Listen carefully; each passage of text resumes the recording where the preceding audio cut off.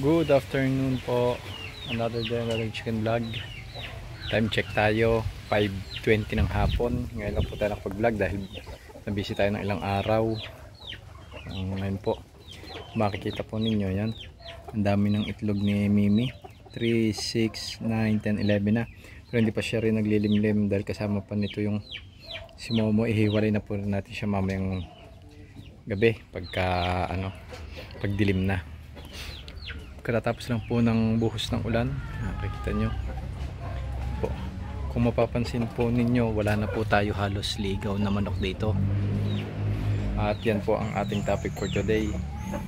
Dahil based on my experience din po, hindi po advisable na meron po kayo katulad dito na mga nakakulong. Yan.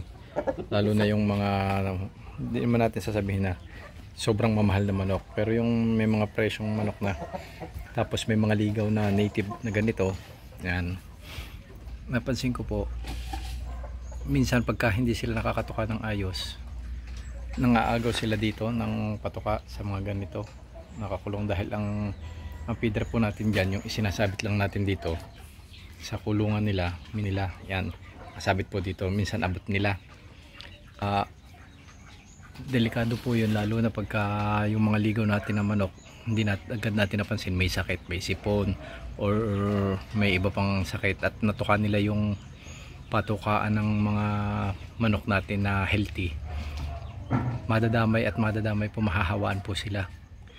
Kaya mas magaling po yung ikinulong na natin yung ating mga native, nakakatuka po sila ng ayos.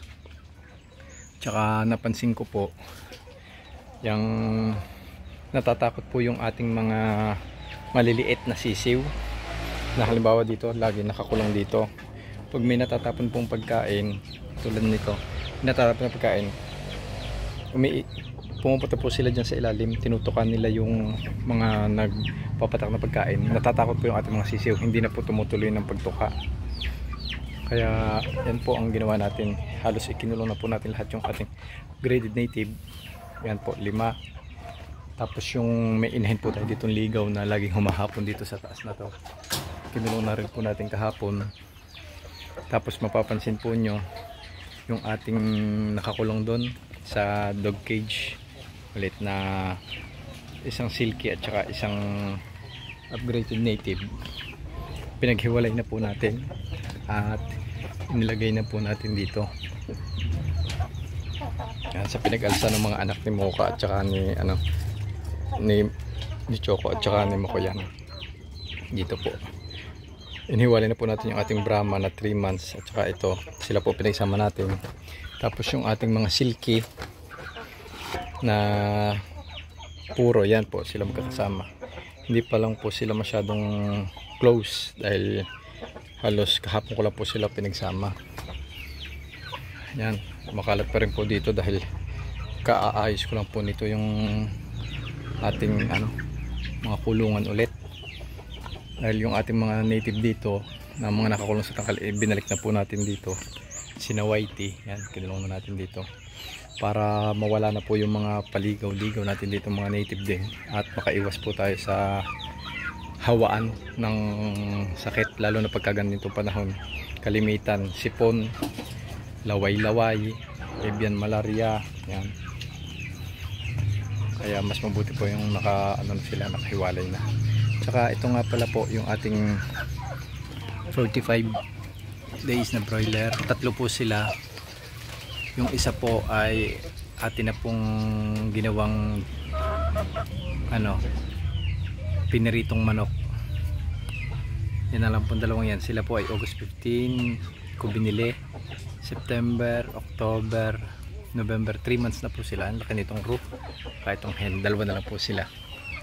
Yan, yung ating pong Rhode Island na doon na nagmo-molt, nakakabawi na po sila, tinutubuan na po ulit sila ng balahibo. Yan, yan, maputik na po uli. Yan, naubos na po natin dito yung ating mga nakolekta, mga dahon-dahon, mga sanga-sanga. Yan po. Ito po sila, yan.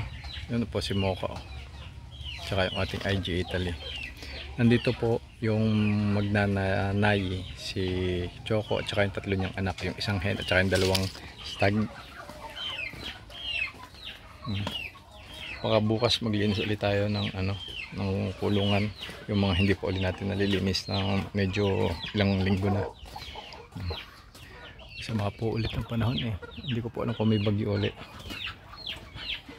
At yan po ang ating isang nakaligo lang, yung galing sa kapbahay. Yan lang po, yung bulik na yan. Yun din po yan. So yun nga po, pagka may nakaligo ng mga manok, although may benefits din po yun, dahil yung mga patak-patak na pagkain hindi natitira. Katulad po nito. Yan. Pinakakain ko po yung isang yun na nakaligo kanina, hindi po niya naubos dahil sila mag-isa. Kung nakaligo po lahat yan, ubos po yan, walang masasayang na pagkain. Kaso nga wala na po tayong paligaw na manok, kaya madami pong masasayang na pagkain yung mga nagpapatak-patak, dahil alam naman po natin ang manok yan, masyado po silang makalat kumain. Katulad nung ating mga nakakulong doon, kinakaykay po nila yung patukaan, kaya naglalaglagan yung patuka. Ito pala po yung isa na dito po tumitigil kasama ng ating mga native, pero sa umaga lumalabas yan. Kapatid po siya nung ating 5 na nandun. Sila po yung huli kong pasisiw na anak ni Dagul at saka ng ating mga upgrade. So hapon na po guys, yan lang po muna ang ating update sa ngayon. Bukas hopefully gumanda ang panahon, makakapag-update ulit tayo. So yun po ang ating topic ngayon, yung sa mga nakapaligaw o paalpas ng mga manok. Mas maganda po sila, dapat katulad nito, divided na po talaga. Dito sa isang side mga native lang na free range, tapos dito lahat mga nakakulong yung mga alaga, yung mga medyo pricey na manok, yan mga heritage. Dahil alam naman natin ang heritage medyo mahina ang resistensya, hindi katulad ng native, kaya dapat nakahiwalay na sila para hindi sila magkahawahan. So yan muna guys, salamat.